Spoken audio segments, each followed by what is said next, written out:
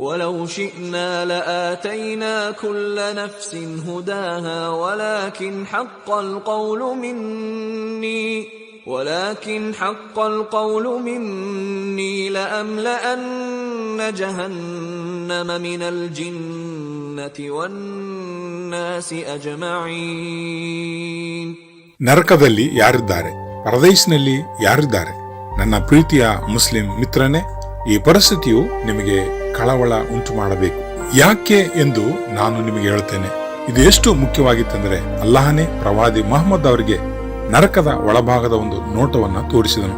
ನನಗೆ ನರಕವನ್ನು ತೋರಿಸಲಾಯಿತು ಮತ್ತು ಅದರ ನಿವಾಸಿಗಳಲ್ಲಿ ಹೆಚ್ಚಿನವರು ಮಹಿಳೆಯರಾಗಿರುವುದನ್ನು ನಾನು ನೋಡಿದೆ ಎಂದು ಮೊಹಮ್ಮದ್ ಹೇಳಿದರು ಎಂದು ಅಲ್ ಬುಖಾರಿಯಿಂದ, ನಸಾಯಿಯಿಂದ, ತರ್ಮಿಜಿಯವರಿಗೆ ಎಲ್ಲಾ ಸುನ್ನಿ ಹದೀಸುಗಳು ಉಲ್ಲೇಖಿಸಿವೆ. ಹೆಂಗಸರೇ, ಇಸ್ಲಾಂ ಧರ್ಮದ ಪ್ರಕಾರ ವಿಶ್ವದ ಅರ್ಧದಷ್ಟು ಜನಸಂಖ್ಯೆ ನರಕದಲ್ಲಿರಬಹುದು.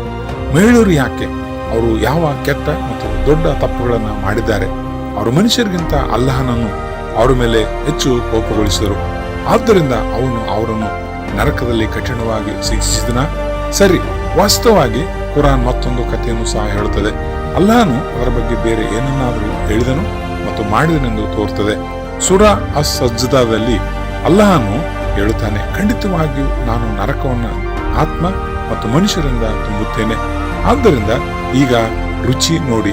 ಅದಕ್ಕಾಗಿ ನೀವು ನಿಮ್ಮ ದಿನದ ಈ ಮುಖಾಮುಖಿ ಮರೆತಿದ್ದೀರಿ. ನಾನು ನಿಜವಾಗಿಯೂ ನಿಮ್ಮನ್ನು ಮರೆತಿದ್ದೇನೆ. ನಿತ್ಯತ್ವದ ಶಿಕ್ಷೆಯನ್ನ ಸವಿಯಿರಿ. ಸಜ್ದಾ 32, 13 ಮತ್ತು 14ನೇ ವಚನ. ಹೀಗೆ ನರಕದ ಖಂಡನೆ ಮತ್ತು ಶಿಕ್ಷೆಯಲ್ಲಿ ಮಹಿಳೆಯರು ಮತ್ತು ಆತ್ಮಗಳನ್ನು ಸಹ ಸೇರಿಸಲಾಗಿದೆ. ಅಲ್ಲಾಹನಿಂದ ಬಂದ ಜಹನ್ನಂ ಮಹಿಳೆಯರಲ್ಲದ ಶಾಶ್ವತವಾಗಿ ನರಕದಲ್ಲಿ ನರಳಬೇಕು. ದಯವಿಟ್ಟು ಮುಂದಿನ ವಿಡಿಯೋಗಾಗಿ ಲಿಂಕ್ ಕ್ಲಿಕ್ ಮಾಡಿ.